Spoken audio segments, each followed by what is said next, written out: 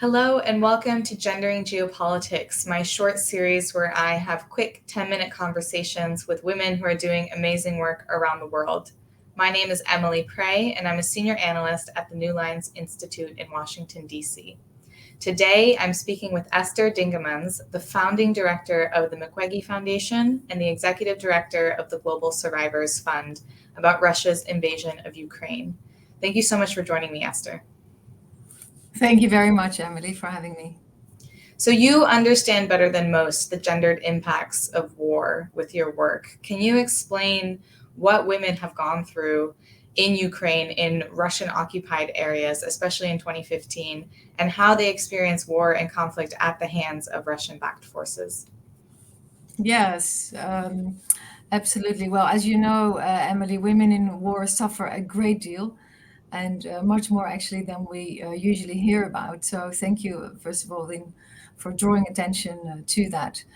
Perhaps let me start saying that the Mukwege Foundation works with survivors of conflict-related sexual violence around the world, but also in Ukraine.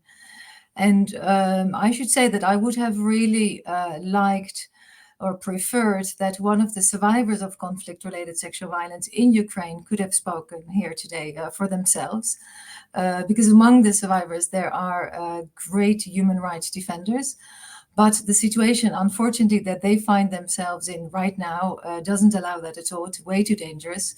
And then it's in itself, of course, that says a lot.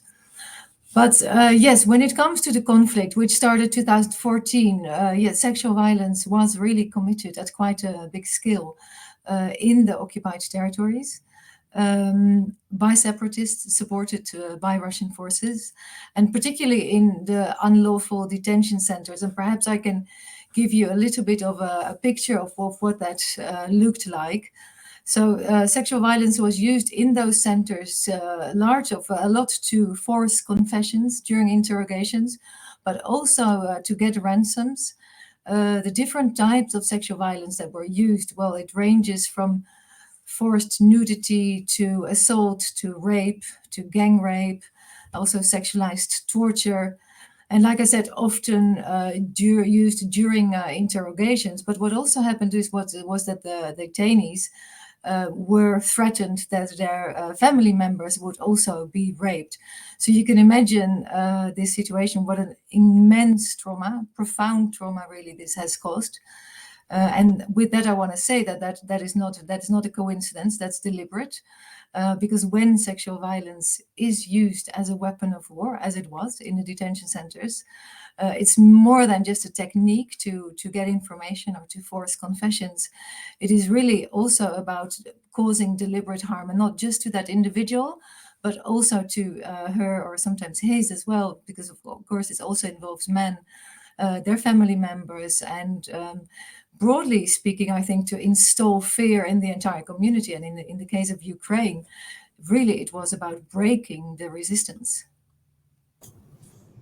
It's really absolutely horrific. And thank you so much for describing what the risks that people, especially women, are facing now.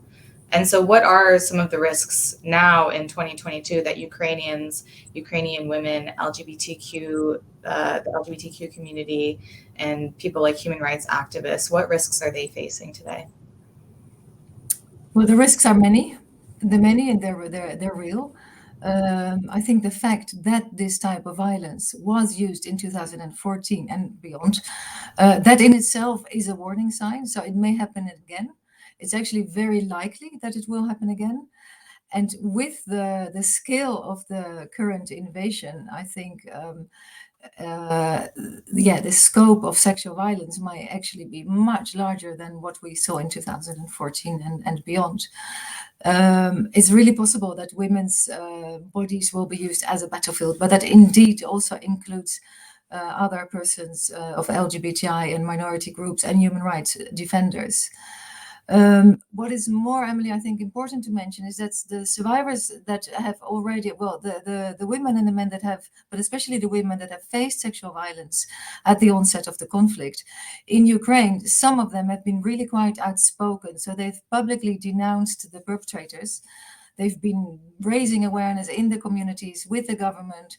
They've been advocating for investigations. They have been advocating for reparations.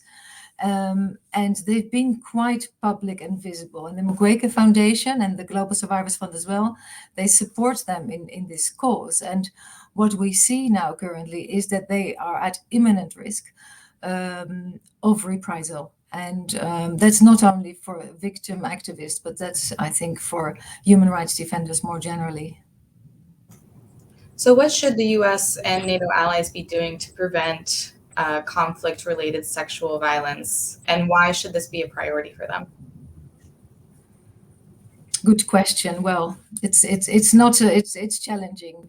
I think the US and NATO, but the international community more broadly, actually, first and foremost, they need to be aware that sexual violence will be used, very likely, and possibly at a large scale. So it's this acknowledgement of the facts.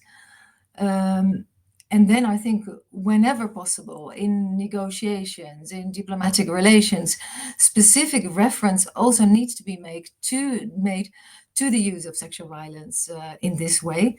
It's a war crime, and it needs to be very clear that it will be treated as such with no impunity. Now, NATO has actually a policy that they adopted a few years ago. It's a policy on the prevention and response to conflict-related sexual violence, which has procedures for monitoring and for investigation, reporting. And I think when in their support to the upcoming support to the border countries, it's really the time for them to implement that policy. But I think another very important point to mention, and that is the care for victims. And that is potentially to the US, but also to other countries in providing support to those same border countries. Be really prepared for a wave of people coming that direction, traumatized, at risk for re-traumatization. And victims of sexual violence, they may not talk about it, what they've gone through in first instance. The climate really needs to be conducive to them speaking out about this. And that is what we can prepare right now. And what I mean, I think, is that it is when we're setting up the response systems and supporting the border countries and doing so, it's not only about infrastructure and systems, actually. It is really also about quality, holistic care, particularly for traumatized people, including victims of sexual violence. So when loading the planes with logistic support, we also need to really think about care and what is needed for that. It needs to be mobilized in the countries, but if need be, also with external expertise. There's one thing actually that comes to mind, and that is not. It is direct. It's still related to conflict-related sexual violence, and that is something that we've heard, of course, that men between 16 and 60 may not be allowed to leave Ukraine. And it wouldn't be the first time that women and children are fleeing on their own, but it is really a risk factor for another type of gender-based violence, and that is sexual exploitation, abuse, but also the risk of trafficking. And I think for that we also need to be prepared and prevent it by putting the systems in place and not forgetting about that. I feel like when we talk about sexual violence in conflict, at least in recent conflicts over the last 20 years, it's often in non-European contexts. And I'm thinking of Ethiopia or the DRC or Iraq or Syria. Why is it so important to highlight that sexual violence and torture carried out by Russian-backed forces in its long-running conflict with Ukraine? Well, sexual violence is used all around the world right now, even in many different conflicts, and is used as this method of warfare.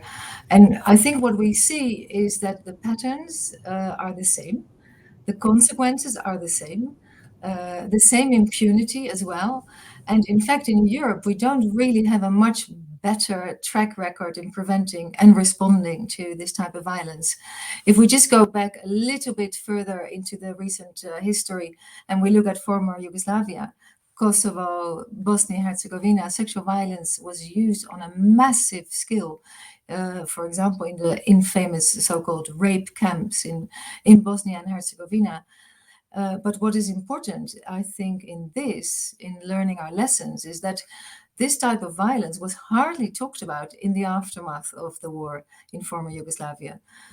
For years and years, victims really felt it was not safe and did not receive any support or hardly any support. So the difference this time is that the warning signs are there. We can't look away. This should really not be approached from an ad hoc or after the facts perspective.